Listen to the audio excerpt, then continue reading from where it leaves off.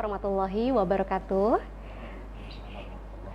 Selamat sore dan selamat datang di program spesial Ramadan, yakni Ramadan Menyapa, yang disiarkan secara langsung di studio RCTV setiap hari sepanjang bulan Ramadan, mulai pukul 16.00 sampai dengan 17.00 waktu Indonesia bagian Barat.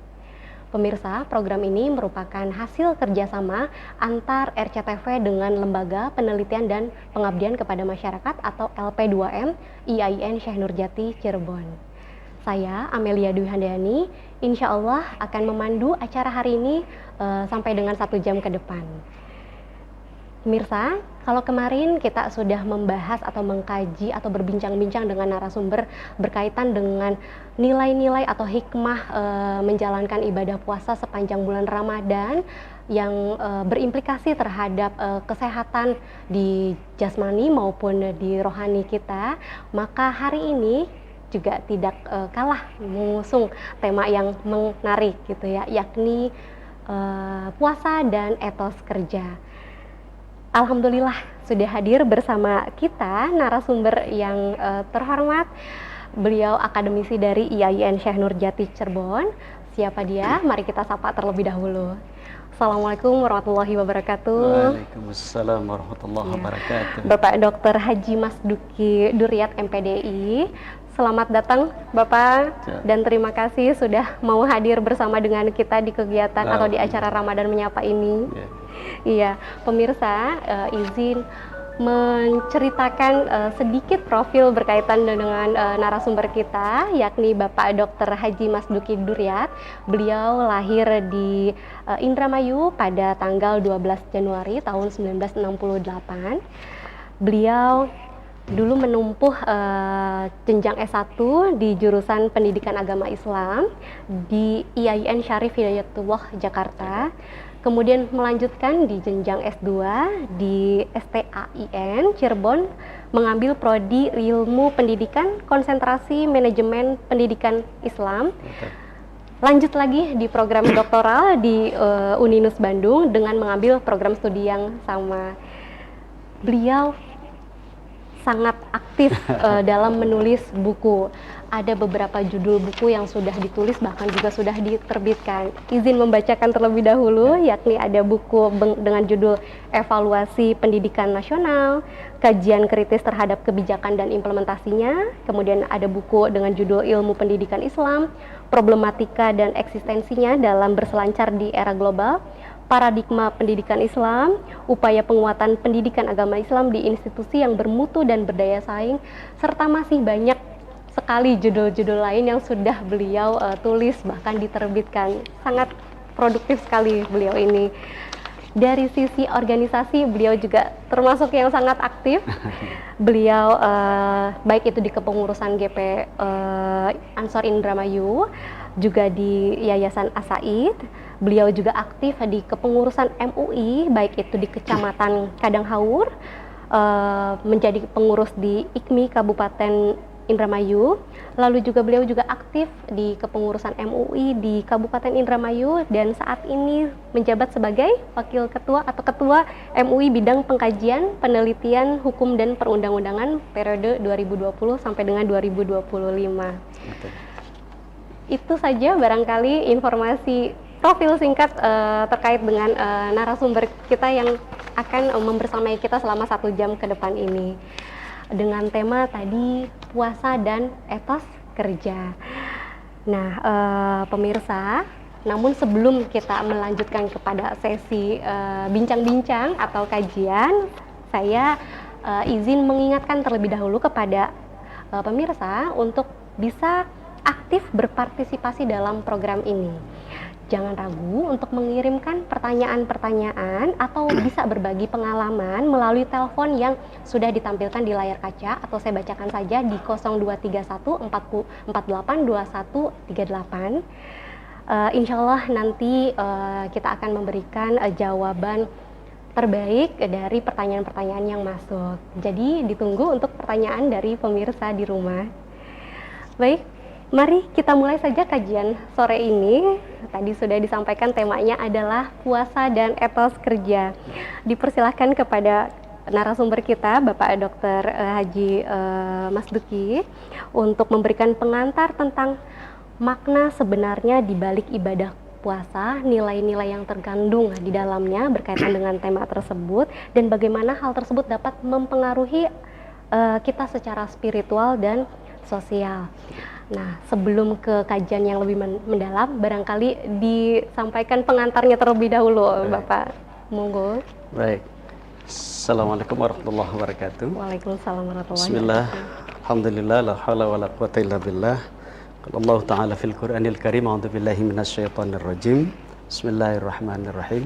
Syahrul Ramadan alladzi unzila fihi al-Qur'an hudan lin-nasi wa bayyinatin minal huda wal furqan. Wa qala aidan wa likullin darajatun mimma 'amilu wa liyuwaffiyahum a'malahum wa hum la yudhlamun. Shadaqallahul azim. Ini kita bersyukur kepada Allah Subhanahu wa taala. Sore ini kita bisa bertemu dan kita akan coba kaji tentang korelasi antara puasa yang kita lakukan dengan etos kerja. Etos kerja, betul. Ini menarik saya kira untuk coba kita bahas ya. Selama 1 jam ini. Pertama saya harus menyampaikan bahwa puasa yang kita lakukan ini di 10 hari yang pertama itu, kalau meminjam bahasa Nabi itu awaluhu rahmatun. 10 hari yang pertamanya adalah rahmat. Kemudian yang keduanya adalah wa awsatuhu maghfiratun. Ampunan dari Allah. Lalu yang ketiga wa akhiruhu, 10 hari yang terakhir itu adalah itqu minan nar. Kita dibebaskan atau pembebasan dari api neraka ya. Kemudian yang kedua, tujuan puasa itu, the ultimate goal-nya, tujuan akhirnya di ujung akhir ayat puasa itu di Quran surat 2 ayat yang ke-183 adalah la'allakum tattaqun. Takwa itu dalam dimensi tertentu itu orang-orang yang taat asas. Ya. Jadi orang-orang yang taat asas itu adalah orang-orang yang komitmen dengan aturan-aturan yang baik dibuat oleh Allah maupun dibuat oleh manusia, regulasi itu.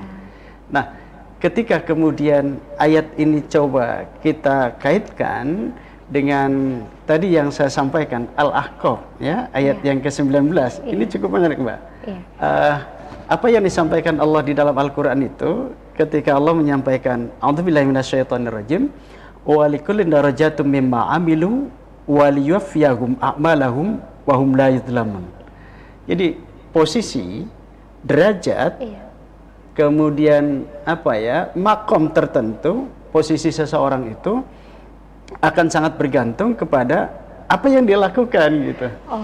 Amal usaha yang dia lakukan, upaya yang dia lakukan maksimal atau tidak gitu. Jadi bukan kemudian dalam bahasa Indramayu itu ngerepotin Tuhan gitu ya. Gitu. Jadi kita yang menentukannya. Apakah kemudian kita akan ingin mendapatkan posisi yang terhormat atau tidak? Pada konteks ayat ini, apakah kita nanti tergolong orang-orang yang kafir atau orang-orang yang beriman? Itu sangat bergantung kepada kita. Dan Tuhan itu tidak akan mendolimi kita. Jadi kata orang Cirebon tuh, Tuhan ora bakal sulaya janji. Wahum la yudhlamun. Siapa yang berbuat baik akan dibalas oleh Allah. Siapa yang berbuat jahat juga nanti akan dapat punishment dari Allah gitu kan. Jadi semua bergantung kepada kita semua. Ya, bergantung kepada kita sekalian. Apa yang kita lakukan itu.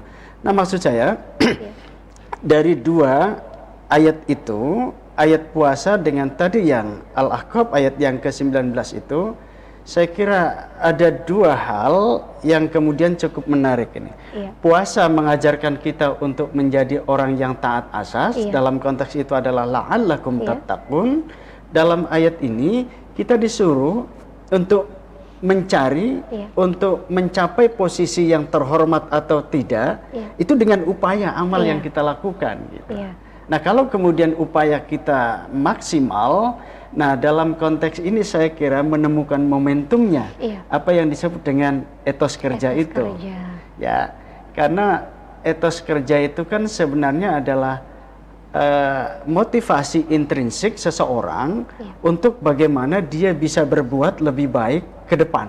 gitu. Iya. Punya semangat, Iya. punya inisiatif, Betul. punya kemauan, Betul. punya cita-cita untuk mencapai prestasi yang lebih baik gitu. Betul. Maka tentu puasa itu kan juga 3 hal yang ingin kita raih selesai puasa itu ya, sehingga kemudian kita tidak terjebak pada persoalan yang sifatnya rutinitas. Betul, gitu. iya. Jadi puasa tiap tahun, tapi kemudian asarnya bekasnya tidak ada. Tidak gitu. ada, Nah, ini iya. kan persoalan saya kira ya, Iya. persoalan. Nah sehingga ini cukup menarik juga nanti yang 3 hal itu coba kita Iya. bahas. Saya kira apa yang disampaikan oleh Prof. Jalaluddin Rahmat ya dalam sebuah tulisannya, beliau menyampaikan bahwa ketika di ujung akhir ayat puasa Tuhan menyampaikan walitukmilul iddata walitukabbirullaha ala ma hadakum wala'allakum tashkurun. Itu saya kira luar biasa itu, Mbak. Kenapa? Pertanyaannya, selesai puasa kita disuruh masih membesarkan Allah lagi. Kenapa selesai puasa kita masih disuruh untuk bertakbir lagi? Padahal kan bukankah dalam sholat kita sudah membesarkan Allah dengan mencoba untuk mengecilkan persoalan-persoalan dunia ya.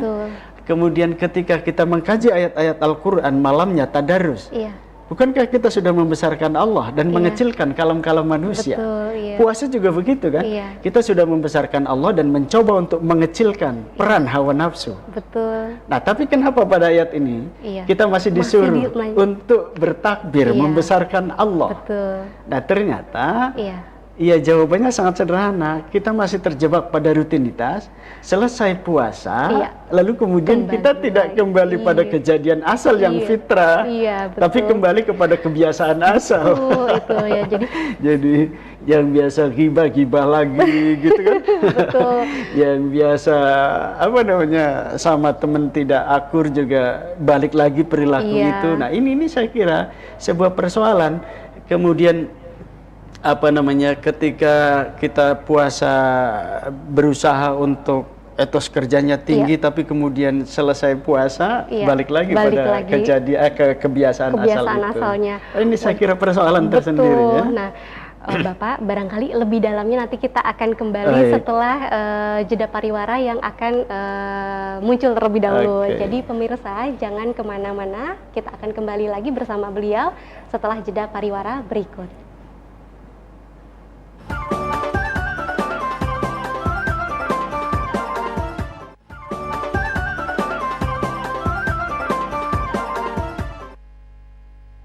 Pemirsa, terima kasih karena masih bersama dengan kita di program spesial Ramadan, Ramadan Menyapa. Kita masih bersama dengan narasumber Bapak Dr. Mas Duki. Kalau tadi di segmen 1 baru sebatas pengantar berkaitan dengan tema kita hari ini, puasa dan etos kerja, maka kita berlanjut kepada segmen berikutnya, kajian yang lebih mendalam gitu ya. Tadi Pak Dr. Mas Duki menyebutkan ada 3 poin yang merupakan esensi dan itu berkaitan dengan nanti etos kerja gitu ya. Monggo Pak, barangkali bisa dibedah terlebih dahulu 3 hal tadi. Baik, ini saya kira menarik lagi untuk coba kita bahas bersama ya. Bahwa puasa korelasinya dengan etos kerja itu, pertama, puasa itu mengajarkan kita untuk berpikir kritis, atau dalam bahasa pendidikan itu critical thinking ya. Berpikir tingkat tinggi, berpikir kritis, dan peduli terhadap lingkungan. Ya, bagaimana kemudian kita tidak akan berpikir kritis ya dengan pelaksanaan ibadah yang ibadah puasa yang kita lakukan ini.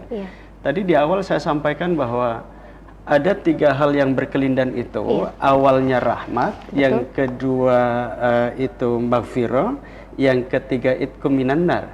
Ya, itu kita tidak bisa untuk kemudian kita mengambil segmen yang terakhir aja itu minan nar gitu. Terbebas dari api neraka. Udahlah puasanya nanti di 10 hari yang terakhir aja gitu. Itu kan nggak akan bisa. Atau kita memilih yang kedua saja gitu untuk dapat maghfirah, ampunan dari Allah. Maghfirah tidak akan bisa kita raih kalau kemudian kita tidak dapat rahmat dari Tuhan gitu kan. Itqum minan nar, terbebas dari api neraka, kita juga tidak akan dapat kalau kemudian kita tidak dapat maghfirah dan rahmat dari Allah. Artinya ketiga-tiganya itu amat sangat penting gitu ya. Jadi kita jangan harus berkaitan. Betul. Jadi nggak bisa lah. Itu kita coba berpikir kritis itu seperti itu ya. Iya. Kemudian peduli lingkungan jelas lah. Saya kira ibadah puasa yang kita lakukan ini nanti terkait dengan persoalan yang kedua ya, yang ingin saya sampaikan. Yang kedua itu puasa juga mengajarkan ada ketawazunan, keseimbangan antara ibadah spiritual dengan ibadah sosial. Ya. Ibadah spiritual kita kepada Allah itu kita lakukan dengan sungguh-sungguh. Ya, saya kira ini mohon maaf kalau ibadah-ibadah yang lain rentan ria, betul. Ini dipuji oleh orang lain, kelihatan oleh orang lain. Tapi ibadah puasa itu kan tidak ada. Hanya Allah dengan kita yang tahu apakah kita berpuasa atau tidak gitu kan. Artinya apa? Kemahahadiran Tuhan di dalam ibadah puasa itu sedemikian melekat pada kita gitu. Ya, saya sering mencontohkan ke anak-anak sekolah itu, Anda itu bisa masuk ke rumah, buka kulkas siang waktu zuhur itu, kemudian ambil air minum, kemudian ketika ayah bertanya, "Nak, puasa nggak?" Puasa masih gitu. Ini buktinya bibirnya kering. Padahal habis dilap. Jadi kalau dia mengatakan begitu juga nggak ada yang tahu. Nggak ada yang tahu. Ayah akan percaya gitu ya, karena tidak melihat secara langsung gitu ya. Tapi kan tidak dilakukan. Betul. Kenapa? Karena kemahahadiran Tuhan itu betul-betul ada hadir pada kita ketika melaksanakan ibadah puasa. Kalau di fiqh dakwanya Muhammad Natsir itu terjawab sudah pertanyaan seorang anak gembala ketika mengatakan fa'ainallah. Ditanya, "Nak, jual saja kambingmu satu kepada saya karena kambingmu banyak." Kalau kemudian kemajikanmu bilang saja yang satu itu dimakan oleh serigala, ya itu juga nggak akan tahu gitu kan. Itu sampai 3 kali itu pertanyaan yang disampaikan oleh Khalifah Umar ya. Tapi kemudian sang gembala itu mengatakan, anak gembala itu yang terakhir dia menjawab fa'ainallah, 2 kata itu aja. Dan itu membuat Umar bulu kuduknya berdiri. Di mana Allah Subhanahu wa taala gitu. Lalu kemudian buru-buru membawa anak ini ke hadapan majikannya. Lalu kemudian dia mengatakan, "I'taqadka fid dunya hadhil kalimah wa arju an tutikuka yaumal qiyamah." Itu kan keren sekali kan. Jadi kalau saja di luar puasa kita berani untuk mengatakan fa'ainallah dengan ibadah spiritual yang kita lakukan ini, kelihatannya Mbak, kayaknya polisi juga pada pensiun ya. Hakim-hakim juga buru-buru pensiun muda karena mereka nganggur gitu. Tidak ada yang kasus ditangani gitu. Kenapa? Karena setiap individu kita, setiap diri kita merasa ada dimonitor oleh Allah, diawasi oleh Allah. Itu saya kira ibadah spiritual yang luar biasa. Yang luar biasa gitu ya. Justru substansinya ada di situ gitu ya. Bagaimana ketika kita merasa dimonitoring, maka pada akhirnya perilaku kita itu akan terjaga gitu ya, terjaga supaya tidak dianggap melenceng, maka ya mau tidak mau akan lurus gitu ya Pak ya. Cuma persoalannya ya itu di kita itu. Puasanya ya, ibadah spiritualnya oke. Tapi mohon maaf, ini political and economic risk konsultansi Hong Kong, Perth, Hong Kong, itu masih menempatkan kita menjadi negara yang terkorup di Asia loh Mbak. Wah, Masyarakat Transparansi Internasional juga masih menempatkan kita menjadi negara yang nomor 6 terkorup di muka bumi ini. Itu berkorelasi terhadap apa tuh Pak? Tadi spiritual yang mendalam itu ternyata tidak dapat gitu ya Pak ya. Jadi kalau bahasanya UNESCO dalam konteks pendidikan itu kan learn itu kan harus ada 4 pilar ya. Pertama learning to know, to do, to be, and learning to live together. Yang lemah di kita itu ya to be-nya itu. Jadi ibadah kita itu kadang hanya live service atau kemudian kita terjebak pada formalisme dalam beragama, hanya formalistik, tidak beragama itu pada persoalan esensi, isi, esensial. Ya, ini mohon maaf kalau bahasa Cirebon atau bahasa Indramayu itu banyak orang yang sering mengutamakan kutang BH ketimbang isinya. Mohon maaf, padahal yang penting kan isinya. Yang penting kan isinya. Apa sih makna BH gitu kan, wadah itu kan nggak penting. Walaupun pada konteks organisasi saya kira 2 hal itu memang penting antara wadah dengan aktivitas. Tapi maksud saya jangan sampai kita tidak mengutamakan esensi, kemudian mengesampingkannya, tapi hanya mengutamakan casing, terjebak pada formalisme dalam beragama. Jangan-jangan Ya itu tadi, kita sekian tahun ya, sekian puluh tahun berpuasa, tapi kemudian ini hanya ritualistik saja gitu. Saja, nah, ini kan persoalan. Betul, itu jadi, menjadi persoalan. Saya kira ini momentum lah, mudah-mudahan tahun ini ibadah spiritual kita itu betul-betul kemudian numusi, dalam bahasa Amin Rais itu numusi. Numusi itu apa ya? Netes pada diri kita, ada perasaan kristal yang kemudian betul-betul menginternal dalam diri kita, sehingga kemudian pada konteks yang kedua ini ibadah spiritual itu akan berpengaruh pada ibadah sosialnya gitu ya, Pak. Jadi dia tidak hanya solid secara spiritual, tapi juga solid secara sosial gitu ya, Pak, kan? Nah ini juga saya kira hal yang harus terus kita gaungkan, bahwa umat Islam itu, ini bukan berarti ibadah spiritual tidak penting ya. Maksud saya bahwa ibadah spiritual yang kita lakukan itu harusnya berkorelasi atau berdampak, ada min athari sujudnya gitu loh, ada bekas sujudnya ya, pada ibadah sosial yang kita lakukan gitu ya. Sekarang ini kan, ini mohon maaf, saya bukan berarti tidak setuju bahwa umat Islam 2-3 kali berangkat haji ya, silahkan aja nggak apa-apa lah. Tapi yang wajibnya kan sekali. Ada hal yang jauh lebih penting. Jangan sampai kita berangkat haji berkali-kali, tapi ada pembiaran terhadap tetangga kita yang tidak mau sekolah. Tidak bisa sekolah karena terganjal, terkendala biaya untuk bayar kuliah misalnya. Atau ada tetangga sebelah yang mati pelan-pelan karena tidak punya biaya rumah sakit, dia tidak bisa bayar BPJS, lalu kemudian kita diam saja. Nah dalam konteks seperti ini juga Nabi sampai mengatakan tidak sempurna itu iman seseorang kalau kemudian dia kenyang, sementara ada tetangga sebelah tidak bisa tidur karena kelaparan. Nah puasa itu pada dimensi yang sosial tadi itu mengajarkan kita untuk itu. Makanya Pak Dokter tadi menyebutkan ada keseimbangan gitu ya, perlu ada keseimbangan di antara spiritual maupun sosialnya gitu ya. Dan tadi sudah diingatkan kepada kita gitu ya. Ini langsung nih refleksi ke diri pribadi gitu ya. Wah, kalau kita bicara kuantitas bisa gitu ya, berkali-kali berangkat umroh, berangkat haji gitu ya. Kita mengejarnya kepada sisi kuantitas gitu ya. Tapi kita tidak peka terhadap lingkungan kita. Kalau tadi diingatkan tetangga ternyata masih banyak yang kesusahan gitu ya, dari sisi ekonomi maupun hal lainnya, ternyata kita perlu memprioritaskan mereka juga gitu. Dan ternyata itu letak ibadah sosial yang perlu untuk muncul. Momentum puasa inilah harus dikristalkan gitu ya Pak ya. Ada kiat-kiat, kan kita sampai dengan punya kesadaran itu, kita kan harus terbentuk dulu kesadarannya ya Pak Dokter ya, sampai dengan bisa peka juga terhadap sosial. Bagaimana sih pada akhirnya membentuk kesadaran terlebih dahulu gitu di diri kitanya nih, sebelum kepada akhirnya perilaku kan kitanya sadar dulu gitu. Ini pertanyaan luar biasa ini. Ini terkait dengan persoalan etos kerja ya. Etos kerja itu tadi saya sampaikan. Ada kemauan dari diri untuk meningkatkan motivasinya, untuk meningkatkan inisiatifnya, untuk meningkatkan semangatnya, kemudian kepedulian, inisiatif, dan tentu ke depan dia visioner.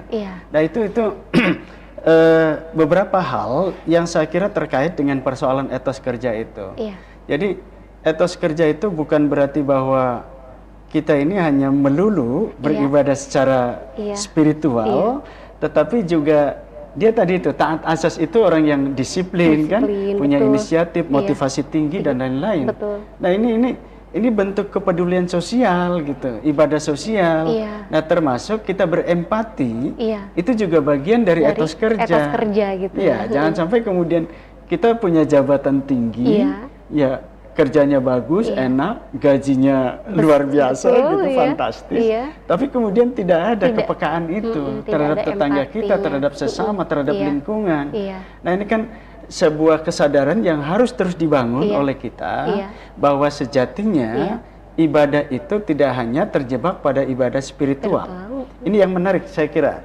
Ketika Nabi datang pertama kali ke Madinah, itu mengeluarkan 5 perintah harian, dan dari 5 itu hanya 1 saja yang ibadah spiritual loh. Yang 4-nya itu bicara tentang ibadah sosial justru. Iya, Waduh. ibadah khidmah tuh. Wah, dari 5 justru 4-nya itu mendominasi berkaitan dengan ibadah sosial. Dan itu gitu. pertama Bagaimana kali itu Nabi penting. ke Madinah, datang ke Madinah ya. Wah, luar biasa Pak Dokter. Ini kita lanjutkan lagi di sesi berikutnya. Namun sebelumnya kita jeda pariwara terlebih dahulu. Pemirsa, jangan kemana-mana.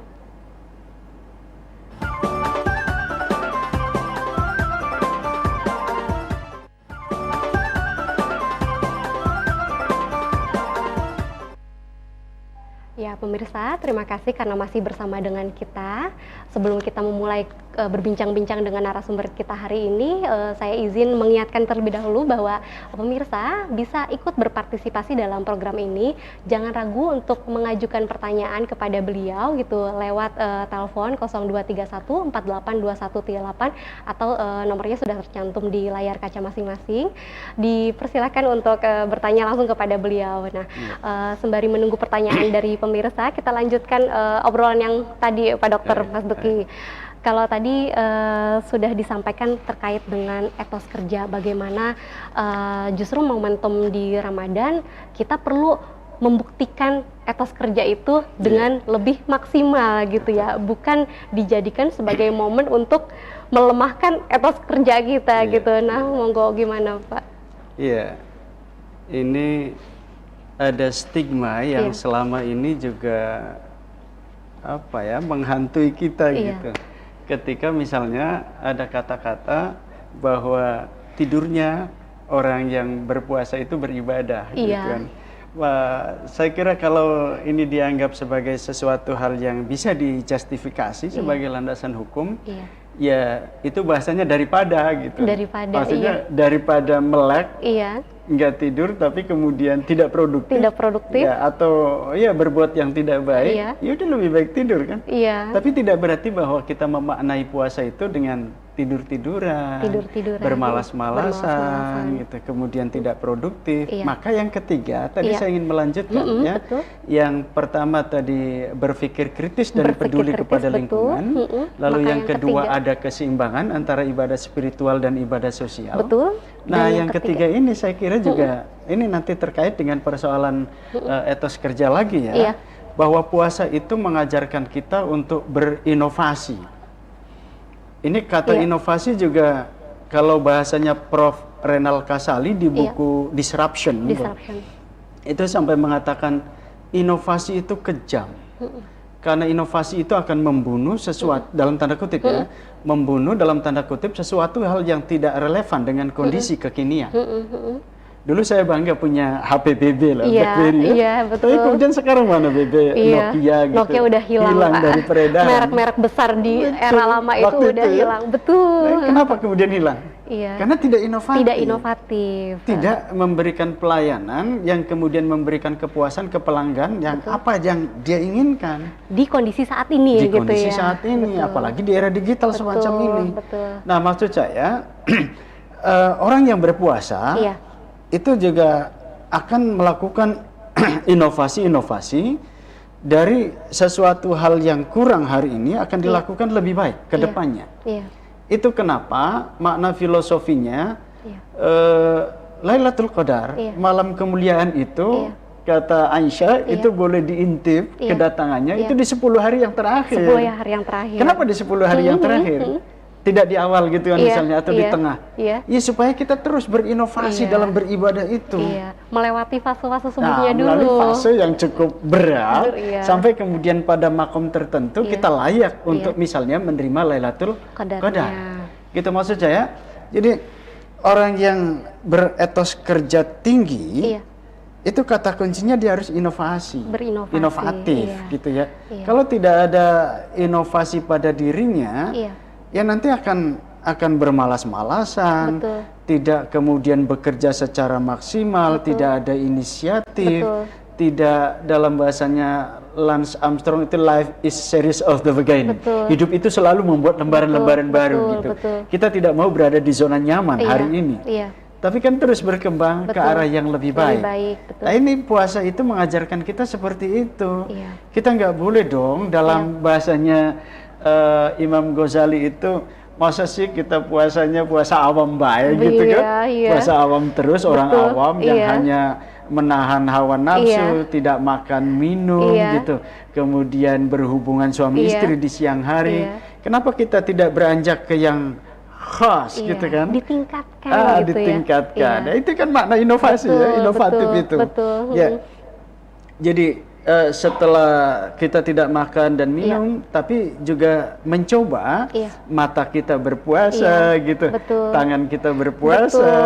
Di buku Mutiara Hatinya Imam Ghazali itu betapa anggota badan kita juga itu harus berpuasa, tidak hanya secara tadi itu terjebak pada badannya tadi yang tidak makan, minum, dan seterusnya. Merasa puas hanya dengan melaksanakan itu gitu ya. Ya harusnya meningkat ke step yang kedua gitu misalnya ya, ke yang khas gitu kan, yang tadi puasa juga hatinya, matanya, telinganya, tangannya, kakinya, ya sehingga puasa itu akan betul-betul menginternal dalam diri kita bahwa sejatinya kita tidak ingin terjebak pada satu step, tapi kemudian terus berkembang ke arah yang lebih baik. Itu kan inovatif. Lalu kalau bisa, kenapa nggak beranjak dari khas juga ke khawasul khawas gitu, yang kemudian kita tidak lagi memikirkan yang lain gitu, kecuali berpuasa hanya karena Allah. Semua itu persoalan kemudian diserahkan kepada Allah ya. Kita semuanya berpuasa, termasuk prasangka-prasangka yang tidak baik juga itu kita kesampingkan. Nah, ini saya kira yang ketiga ini, ketika kita inovatif ini terkait dengan etos kerja kita. Ya, yang tadi di awal Mbak saya menyampaikan, kok rasanya ketika ada penelitian negara yang paling rajin, itu Indonesia nggak masuk untuk melakukan research-nya gitu ya. Jadi maksudnya ada riset tentang negara yang paling rajin, tapi ternyata Indonesia tidak masuk di dalam daftar itu gitu dalam ya. Daftar negara yang rajin itu. Iya, artinya perlu dipertanyakan nih etos kerjanya. Tadi ibadah spiritual kita kan.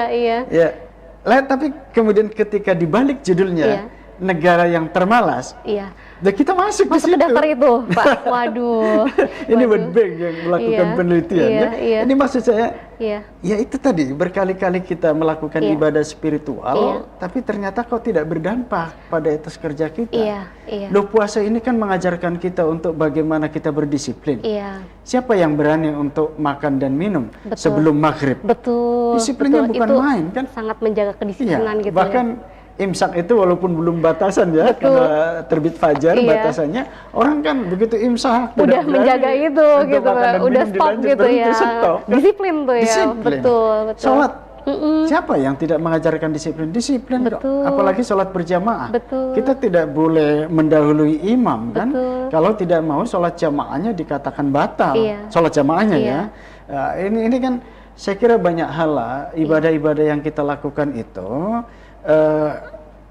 mentarbiai kita, mengajarkan kita, ada banyak hikmah kepada kita, supaya kemudian kita ini beretos kerja tinggi.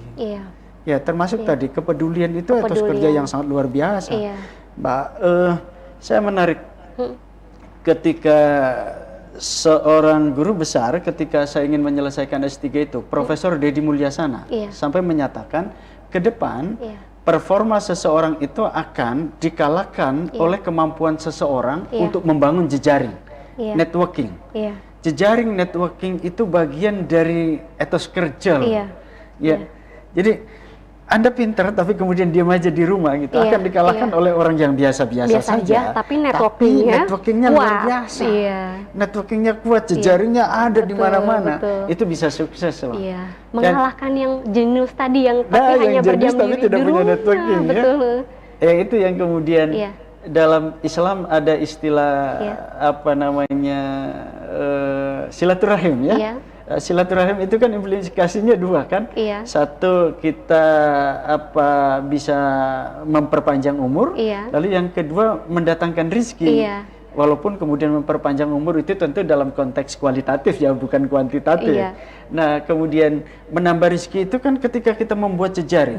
ketemu dengan teman, bicara persoalan bisnis, persoalan pekerjaan, Betul. apa itu kemudian bukan persoalan rezeki? Betul, Nah, akan ini saya masuk kira- tuh Pak peluang-peluangnya Wah, itu lewat luar jejaring di situ. biasa. Yang bahasanya itu silaturahim gitu Silaturahim ya. dalam Islam. Iya. Ya, jadi itu kalau bahasanya Daniel Goleman itu emotional quotient. Iya. Dan beliau menyampaikan suksesnya seseorang itu ditentukan oleh 80% itu emotional quotient. Intellectual quotient itu hanya nyumbang 20% 20%, aja. 80%-nya. Iya, dan temuan terbaru itu hanya 6% loh. Intellectual quotient itu menyumbang kesuksesan seseorang. Iya. Artinya apa? Di sini membangun jejaring, membangun networking, bagian dari etos kerja tadi itu sangat penting dilakukan di era sekarang ini. Iya. Iya. Dan membangun jejaring di era digital ini kan sangat penting Sangat sekarang. penting dan justru dimudahkan. Wah, Justru dimudahkan. Bisa dari rumah kan? Betul. Kita iya. silaturahimnya. Betul. Iya. Kalau dulu tanpa ada internet atau platform digital gitu ya, kita ketika bersilaturahim harus datang langsung gitu ya. Tapi kalau sekarang kan bisa dengan platform dengan sentuhan internet saja gitu ya. Itu artinya peluang untuk melakukan networking jejaring di era digital itu dimudahkan justru ya. Dan itu merupakan bentuk dari etos kerja. Artinya, karena kita harus visioner loh Mbak. Betul. Tadi, jadi artinya kita tidak terjebak pada yang konvensional. Sekarang ini ketika dinamika masyarakat sedemikian cepat perubahannya, kita harus menyesuaikan itu. Bahkan perubahannya sekarang kan nggak linear, lompat-lompat ya. Betul. Nah, itu kita juga harus melakukan antisipasi. Sekedar contoh kecil ini. Saya kalau menjelang ini nih berakhir Ramadan, jalan sama ibu kan ke belanja lah. Iya. Itu betapa kaget. Iya. Toko busana yang biasa langganannya, ternyata sampai sana tutup. Padahal kita jauh-jauh dari Indramayu ke Cirebon kan. Ketika ketemu dengan Pak Haji sang pemilik toko, beliau menyampaikan, mohon maaf, toko kami tutup karena kalah dengan toko online gitu. Toko-toko yang digital itu tidak memanfaatkan atau tidak melakukan inovatif sebagaimana yang tadi Pak Dokter sampaikan sebagai kata kunci ketiga gitu dari ibadah puasa. Nah, kita nanti akan melanjutkan di sesi berikutnya bincang-bincang yang masih sangat menarik dan pasti akan lebih menarik gitu ya. Namun sebelumnya kita jeda pariwara terlebih dahulu. Pemirsa jangan kemana-mana.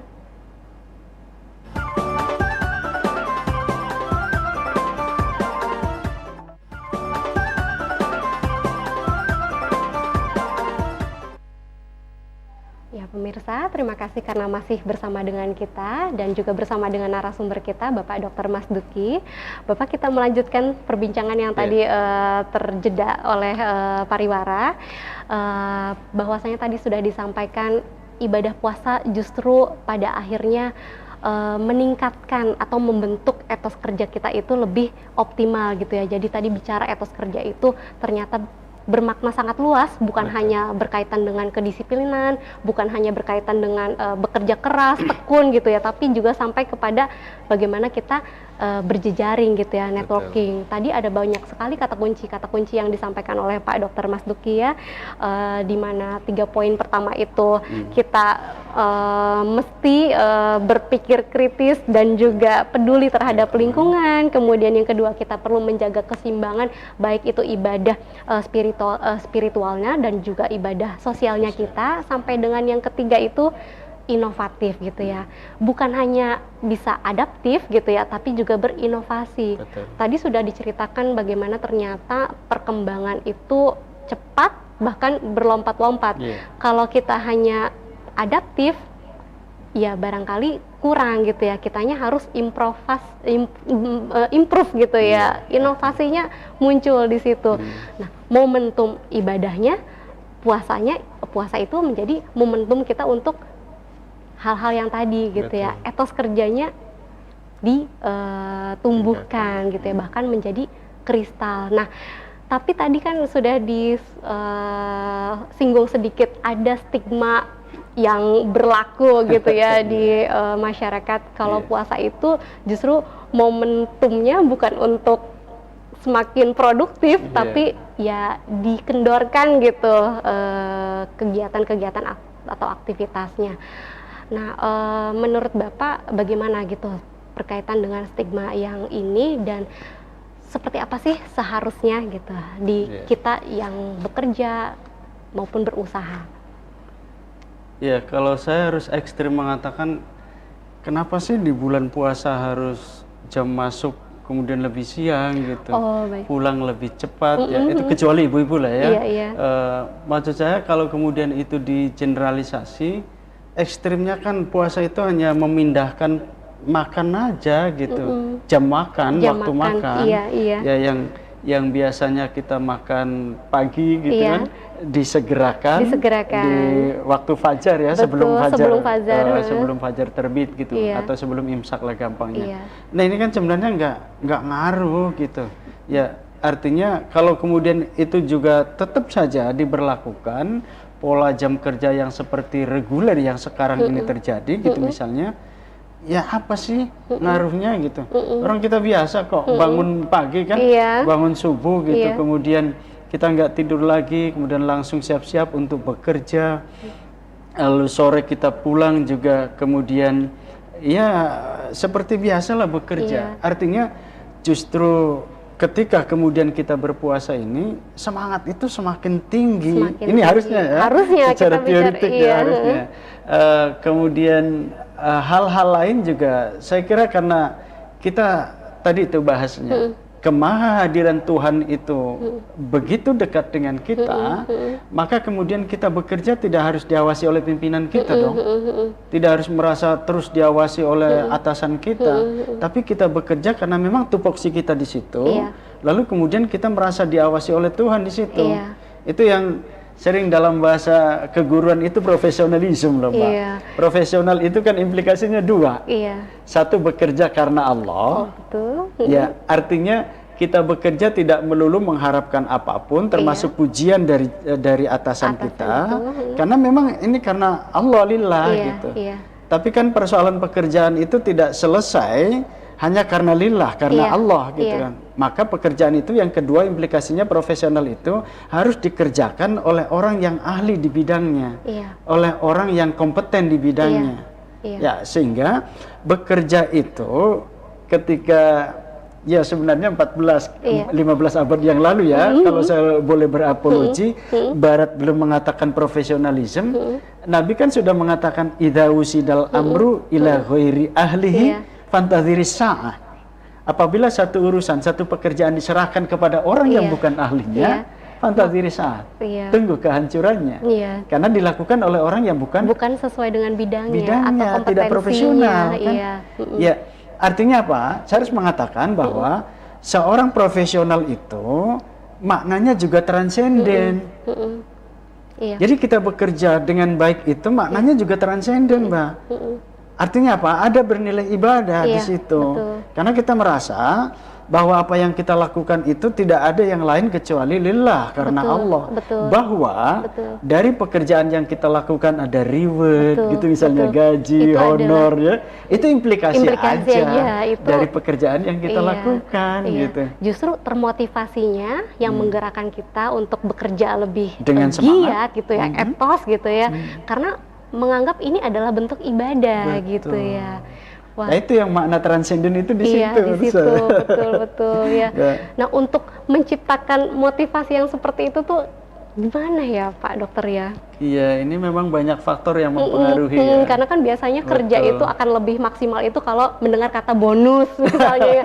Kamu sok THR ya? Iya, bonus THR gitu ya. Mau dapat tambahan enggak? Sok kerjanya lembur gitu ya. Nah kan ternyata justru triggernya itu adalah dari hal-hal yang tadi disampaikan, sebetulnya itu ada implikasi aja gitu ya. Core-nya kan ada di ibadah. Gimana tuh kira-kira Pak Dokter? Iya. Jadi memang ada banyak faktor yang mempengaruhi etos kerja seseorang itu ya. Faktor keluarga itu juga sangat berpengaruh. Di tengah keluarga yang sangat rajin, sangat disiplin, itu tentu akan berpengaruh pada pembentukan kepribadian seseorang gitu.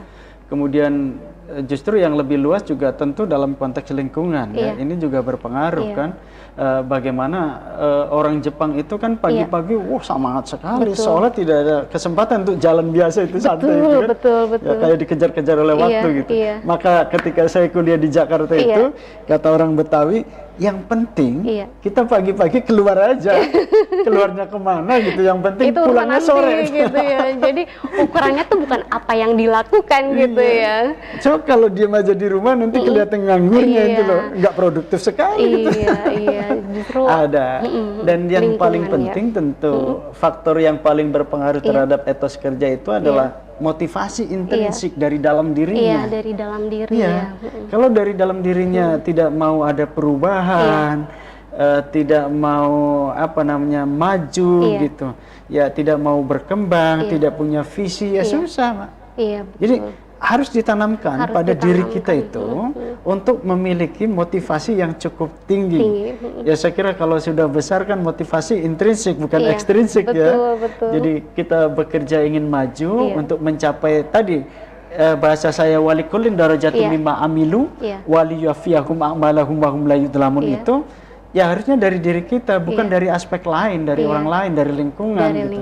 Kecuali anak-anak ya. Kalau anak-anak itu pasti reward dari luar gitu, rangsangannya gitu. Nah, kalau kamu ranking 1 akan dikasih apa gitu? Iya, kamu mau apa Mau gitu apa, ya? Nanti sepeda diberikan gitu gitu ya. misalnya. Tapi buktikan dulu kamu ranking 1 gitu ya. Tapi kalau sudah kuliah kan nggak harus begitu. Harusnya tidak begitu ya, Kalau Pak sudah ya. bekerja kan nggak begitu kan? Iya. Dari diri kita dulu, Betul. dari kita motivasinya intrinsik dari dalam, supaya kemudian kalau ini tertanam, ya insya Allah kita akan maju lah. Tadi saya menyampaikan bahwa justru perang Badar itu terjadi di bulan Ramadan. Betul. Di bulan puasa. Mereka sedang berpuasa, tapi kemudian memiliki aktivitas yang taruhannya nyawa gitu, bukan main-main. Perang. Betul. Tapi ketika perang selesai, Nabi mengatakan kita baru saja menyelesaikan jihad asghar, jihad kecil, menuju jihad akbar, jihad yang lebih besar dari perang ini. Apa itu? Memerangi hawa nafsu. Betul, itu challenge banget luar biasa maksud saya.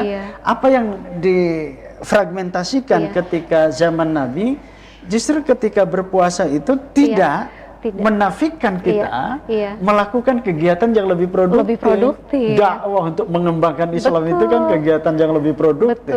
Saya kira kalau tidak di perang yang dilakukan oleh Kanjeng Nabi dan pasukannya, kemudian Islam tidak berkembang dengan cepat yang dilakukan oleh Nabi itu, saya kira dakwah tidak akan sampai ke Indonesia, ke Cirebon, ke Indramayu kan. Ya itu kan salah satu perjuangannya yang dilakukan oleh Nabi dan pasukannya dan pengikutnya. Dan begitu tingginya terus kerja itu, semangat kerja itu tidak menghalangi mereka gitu. Jadi yo aja anak bahasa puasa turu bae lah gitu. Turu bae, lemes. Kan ibadah gitu ya. Biar kelihatan puasanya gitu. Iya, betul ya, betul. Jadi nggak bisa lah, tetap bahasa Al-Quran itu di surat yang kedua ketika turun itu kum, bangun, fa'andir, bangkit, beri peringatan. Bergerak, jangan duduk aja. Bergerak, beri peluang gitu. Buka peluang, bekerja dengan baik. Jadi saya kira ini nilai-nilai yang dilakukan, hikmah yang bisa kita ambil dari ibadah puasa itu, saya kira ya. Iya. Wah, Pak Dr. Mas Duki, ini kita sudah beranjak kepada waktu terakhir gitu ya. Barangkali sebelum kita tutup, ada kesimpulan atau yang bisa disampaikan dari Bapak atau closing statement-nya pada pemirsa di rumah?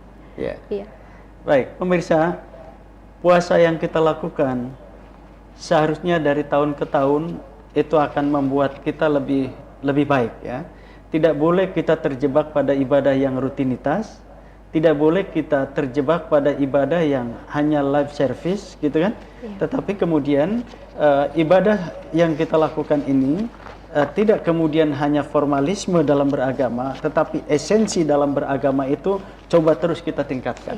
Sehingga dari hari ke hari, dari tahun ke tahun, ibadah kita ini akan lebih baik. Terutama bagaimana ibadah puasa yang kita lakukan itu berdampak pada ibadah sosial. Salah satunya adalah bagaimana etos kerja kita ini semakin meningkat. Saya kira itu. Baik, terima kasih Pak Dr. Mas Duki atas tadi paparan kajiannya gitu ya, bincang-bincangnya serta tadi sudah disimpulkan oleh beliau. Semoga Bapak selalu sehat dan nanti Amin. barangkali ada kesempatan lain kita bisa berbincang-bincang Insya Allah, lagi. Insya Allah. Ya, pemirsa, sayang sekali waktu kita bersama telah berakhir.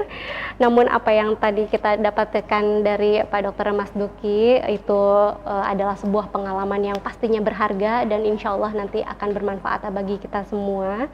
Saya ucapkan terima kasih sekali lagi sebesar-besarnya kepada Pak Dr. Mas Duki karena sudah hadir dan juga memberikan ilmu, pengetahuan, serta juga berbagi pengalaman. Semoga tadi ilmu yang diperoleh bisa bermanfaat bagi kita semua. Dan kepada Anda yang telah menyaksikan, terima kasih atas kesetiaan dan partisipasinya dalam program Ramadan Menyapa.